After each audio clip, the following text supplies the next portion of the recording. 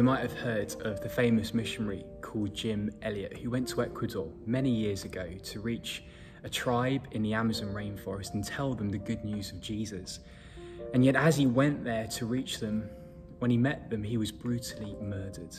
And people back home in America, where Jim was from, heard that news and saw it as an incredible waste of life. Jim was in his 20s, he left behind a home, a family, job, money, all for following Jesus.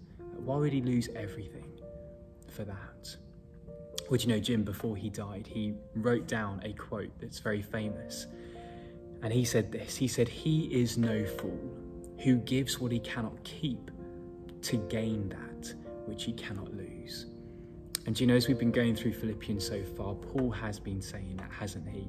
And today we're going to see that in our passage today. Paul, yesterday, he listed out, didn't he, all of his accomplishments, everything that he would have a right to boast about and be proud in, things that people would see as wonderful and admirable. And yet Paul looks at all of that, looks at everything in life. And yet when it's held up next to Christ, Paul says, when all of it's held up to Christ, whatever it is, it says he's not worth comparing. Jesus is the most wonderful, the most precious person anyone could know, anyone could live for, anyone could give everything to gain. And you know, there are lots of things today that look really valuable, that are, in our eyes, worth a lot. In our culture, it might be popularity or our identity, fame, even money itself. And yet Paul today points us to Jesus. And Paul, he testifies himself just how amazing and glorious it is to know Jesus, to gain him, living for him every single day. Paul says it surpasses everything else, not just a little bit, but surpasses way beyond anything else. It is deep joy in life to know Jesus, and he's lost everything that he had to gain Christ. And Paul does not regret it one bit.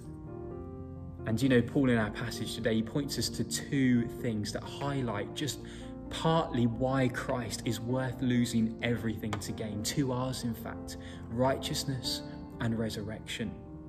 And Paul says that when because he's gained Christ, because he loves Christ and has trusted in him, he's received Christ's righteousness. Righteousness meaning he's a right standing before God. You know, Paul, as we saw yesterday, he had every reason to boast about his works before God, didn't he? We saw that in verses 4 to 6.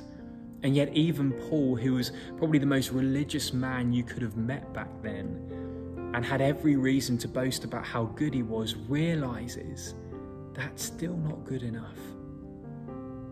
He needs a righteousness that's not from himself, not from what he's done, because that's not good enough. He needs a righteousness that's from Christ, someone who is perfect in every single way. And because he knows Christ, because he loves Christ, he has received that righteousness. A righteousness that's not stained with guilt or with sin, but one is pure and spotless in every way. And it's not just righteousness that Paul gains by knowing Christ, but also resurrection, as we see in verses 10 to 11. And Paul knows that Christ doesn't bring hope just to the present, but also for the future. And just like Christ died and rose again, because Paul trusts Christ and loves Christ, well, he knows that will be his future too. And just like he dies, just like one day he will die, he will one day rise again.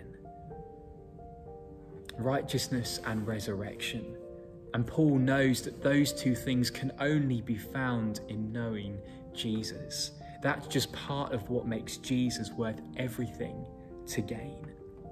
He is no fool who gives what he cannot keep to gain that which he cannot lose. Paul, he's done the maths like Jim Elliot did, and he considers everything a loss, because of the surpassing worth of knowing Christ Jesus. I wonder, do we see Jesus as this valuable today? As worth giving up everything to follow? Because he is. Paul tells us and reminds us of how precious it is to know Jesus.